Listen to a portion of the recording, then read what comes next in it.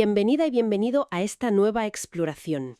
Hoy vamos a sumergirnos en unos textos muy interesantes que tenemos sobre cómo responder con sabiduría, ¿no? Cuando alguien intenta menospreciarnos. Sí, unos textos basados en la filosofía estoica, principalmente. Eso es, tenemos análisis, algunas notas. La idea es buscar claves prácticas en estas fuentes para mantener la calma, la fortaleza interior frente a provocaciones. Mm, Dejar de reaccionar quizá desde el ego y empezar a responder desde nuestro centro. Ese es el objetivo. exacto. Veremos cómo estas enseñanzas, bueno, tal como las hemos analizado en el material, proponen eso. Cultivar una mente que no ceda el poder sobre nuestra propia paz. Qué importante eso. Mucho. Se trata de entender por qué lo que otros dicen o hacen, pues, a menudo revela más sobre ellos que sobre nosotros. Y cómo usar ese entendimiento claro. Vale, pues entremos en materia. Hay una idea central que aparece bastante en los textos, sobre todo en ese análisis sobre Epicteto. Ajá. Y es que el desprecio o la humillación son en realidad un reflejo del mundo interno de quien los emite, no una verdad sobre quien los recibe. Efectivamente. Vamos, que lo presentan casi como una señal de debilidad emocional del otro, no de fuerza. Epicteto lo decía muy claro, ¿no? No es lo que te sucede, sino cómo reaccionas lo que importa. Tal cual. ¿Qué implicaciones prácticas sacamos de esto, según las fuentes que hemos visto? Pues la implicación fundamental, yo diría, es que nuestra dignidad no debería depender de la validación externa. O sea, si nosotros internamente no concedemos autoridad al juicio ajeno sobre nuestro valor, Claro. ese juicio pierde su capacidad de herirnos. Es como decíamos que apuntaba Marco Aurelio en esas notas. Lo externo solo nos afecta si le abrimos la puerta, nuestra puerta mental. Entiendo. Reaccionar impulsivamente para defendernos, que es lo primero que apetece, ¿verdad? A menudo solo alimenta el conflicto y nos hace ceder el control de nuestro estado emocional. Cierto. Observar la situación sin reaccionar desde la herida es, para estos filósofos, una muestra de fortaleza real. Me gusta esa idea de no abrir la puerta. Es potente. Pero, a ver, siendo realistas, a veces es difícil no sentir el golpe inicial, ¿no? Claro, claro. ¿Sugieren las fuentes alguna estrategia más concreta para mantener esa puerta cerrada en el momento cuando la emoción es fuerte? Sí, sí que lo hacen. Y ahí conecta otra idea clave que aparece en el material, el poder del silencio consciente y el control del impulso. El silencio. Interesante. Se argumenta que elegir no responder de inmediato o hacerlo, pero con calma, con deliberación, es una fortaleza superior. Fíjate que vivimos en un mundo que parece valorar la respuesta rápida, el zasca, ¿no? Totalmente. La réplica ingeniosa al momento. Pues detenerse y elegir conscientemente, ese es un acto de dominio propio. Marco Aurelio apuntaba a que no es el hecho en sí lo que nos perturba, sino nuestra interpretación de ese hecho. Nuestra interpretación. Esa pausa entre el estímulo, la palabra ofensiva, por ejemplo, y la respuesta es crucial. Ahí, en esa pausa, reside nuestra libertad. La libertad de elegir una respuesta basada en la razón, y no en la emoción descontrolada o la herida. Fascinante.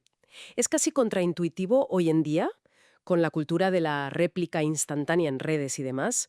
Es como decir, mira, mi tranquilidad no está sujeta a tus palabras. Exacto. Conservar la energía y la claridad en lugar de malgastarla en una batalla verbal que muchas veces es inútil. Precisamente. Porque no todo merece una reacción.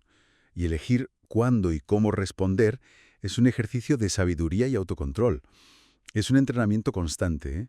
Para actuar desde la razón, desde ese centro del que hablábamos al principio, en lugar de dejarse arrastrar por la herida o por el ego.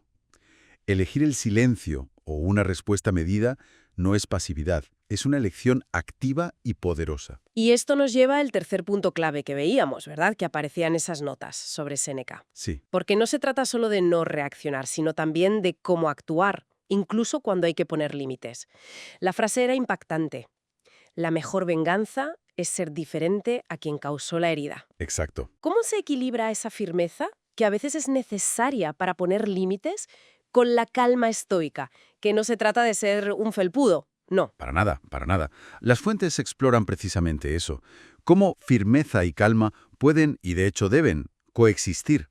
Se puede decir no, se puede marcar un límite claro o expresar un desacuerdo sin agresividad. ¿Manteniendo la compostura? Eso es, manteniendo la compostura. Y eso demuestra un poder que nace del autocontrol, no de la necesidad de dominar al otro o de entrar en su juego.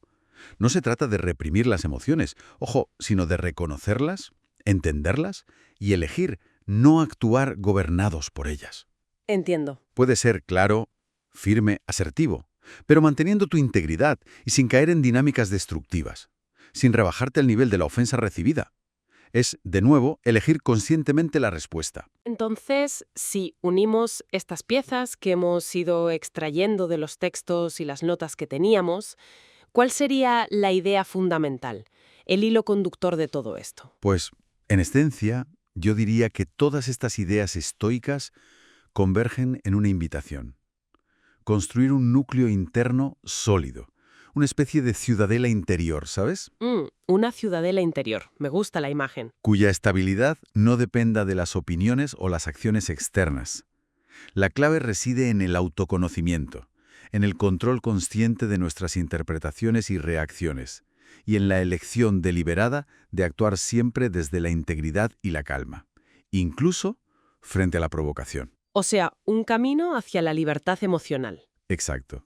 A través del dominio de uno mismo, entendiendo que nuestro valor intrínseco no está en juego por lo que otro diga o piense. Así que, resumiendo un poco todo este análisis de las fuentes, la gran conclusión parece ser que la auténtica fortaleza no está en ganar discusiones ni en tener la última palabra, No. sino en el dominio de nuestro propio mundo interior.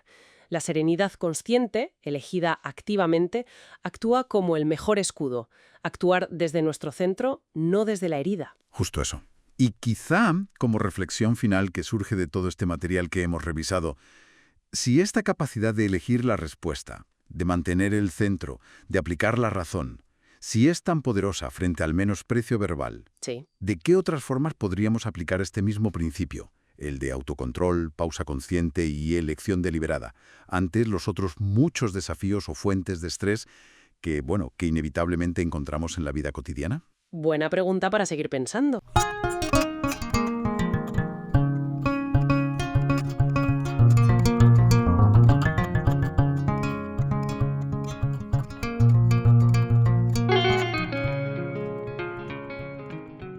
Hola. Hoy vamos a darle una vuelta a una idea del estoicismo sobre las relaciones.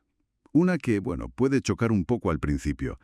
A quien, quizás, deberíamos negar nuestra ayuda. Sí, suena fuerte, pero la fuente que tenemos lo enfoca no desde el egoísmo, sino desde el discernimiento. Exacto. Para proteger, digamos, nuestra energía, nuestra paz interior. La idea es ver cómo aplicar esa sabiduría antigua hoy. Así que, vamos a desgranar esto. Es que es un punto clave. El estoicismo no dice sé indiferente, para nada. Lo que busca es que gestiones bien tus recursos emocionales. Claro. Porque si das ayuda sin filtro, sin pensar, pues te agotas, te abandonas a ti misma en cierto modo. Te vacías. Eso es. Se trata de elegir bien dónde pones tu energía, tu apoyo, para no perder tu centro, tu tranquilidad. Vale, pues entremos en materia. El primer perfil que identifica la fuente, y yo creo que todos conocemos a alguien así. A ver. La persona que solo aparece, que solo llama a la puerta cuando necesita algo. Sí, el clásico. Relaciones que no son recíprocas, ¿no? Pura conveniencia. Marco Aurelio decía algo de no dejar que las acciones de otros nos roben la paz. ¿Cómo encaja aquí? Pues encaja perfecto. Porque esa dinámica, ese desequilibrio, es justo lo que puede desestabilizarnos si no estamos atentos, si no aplicamos ese discernimiento estoico. Ya. La fuente lo llama, y me parece muy acertado, un contrato no escrito de conveniencia emocional. O sea, no es amistad real. Claro, es como un trato implícito. Exacto. Y desde el estoicismo, lo peligroso es que te ven solo como útil.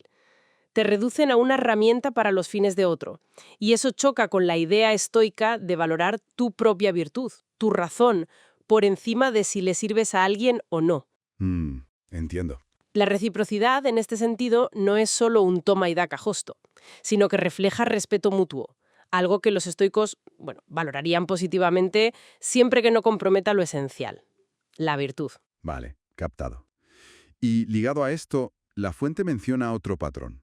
Este es quizás más sutil, pero tela también. ¿Cuál? Las personas que sabotean tu crecimiento.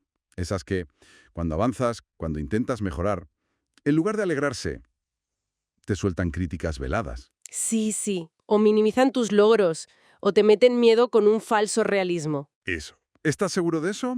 O ten cuidado que a lo mejor... ¿Qué hay detrás, según el análisis? Aquí lo interesante es cómo funciona ese sabotaje, que a veces ni la persona se da cuenta, ¿eh? Ya, puede ser inconsciente. La fuente dice algo como venenos emocionales camuflados de afecto. Básicamente, tu progreso les incomoda, refleja sus propias inseguridades, sus miedos. Claro. Y para el estoicismo esto es súper relevante, porque te recuerda que tienes que vivir según tu naturaleza, tu razón, como decía Marco Aurelio, y no según lo que otros proyecten en ti. No dejar que te condicionen. Exacto.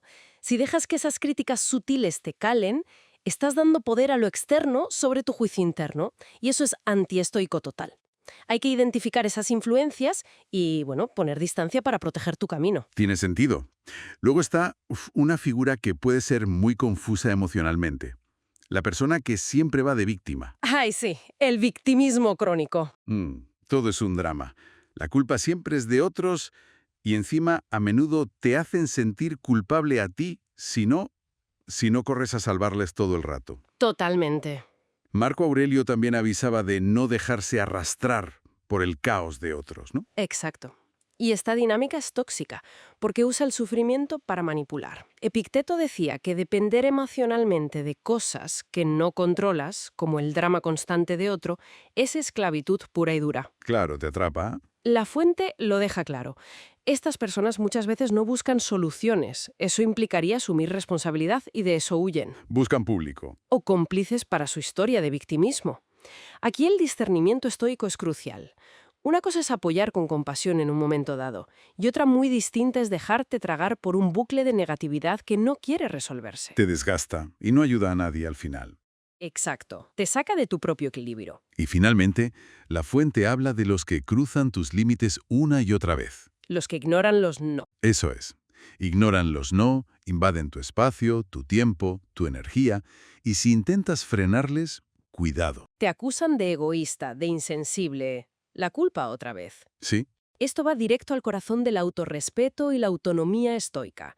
Séneca lo tenía clarísimo. Si no pones tus propios límites, te conviertes en esclavo de los demás. Es que es así. Desde el estoicismo, tus límites son una expresión de tu razón, de tu derecho a gestionar tu vida interior y tus recursos. Si alguien los pisotea constantemente, no solo te falta el respeto. Desafía tu capacidad de gobernarte a ti mismo. El principio cause fricción o incomodidad, que son cosas externas indiferentes para un estoico, es fundamental para tu integridad, para actuar con virtud y proteger tu paz.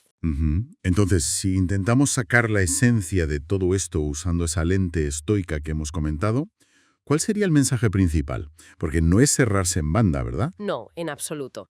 El mensaje central es que la sabiduría estoica te invita a ser, digamos, un guardián consciente de tu propia calma, de tu energía vital. Un guardián. Me gusta. Poner límites claros y elegir bien dónde inviertes tu apoyo no es egoísmo, es autocuidado racional. Es necesario para poder actuar bien, con virtud, de forma sostenible en el tiempo. Claro, para no quemarte. Eso es, se trata de buscar y cultivar relaciones basadas en el respeto mutuo, en la reciprocidad, y tener el coraje, que es una virtud estoica fundamental, para alejarte o decir hasta aquí cuando una relación amenaza constantemente tu tranquilidad y tu propósito de vivir bien. Nos deja pensando, ¿eh? De estos patrones que hemos visto, ¿cuál les suena más a cada uno por sus propias experiencias? Siempre hay alguno que resuena más, sí. Y quizás lo más importante, ¿qué pequeño ajuste, qué pasito se podría dar, incluso hoy mismo, para empezar a aplicar ese discernimiento estoico, para proteger mejor esa paz interior tan valiosa que buscaban? Hay que dar esa reflexión.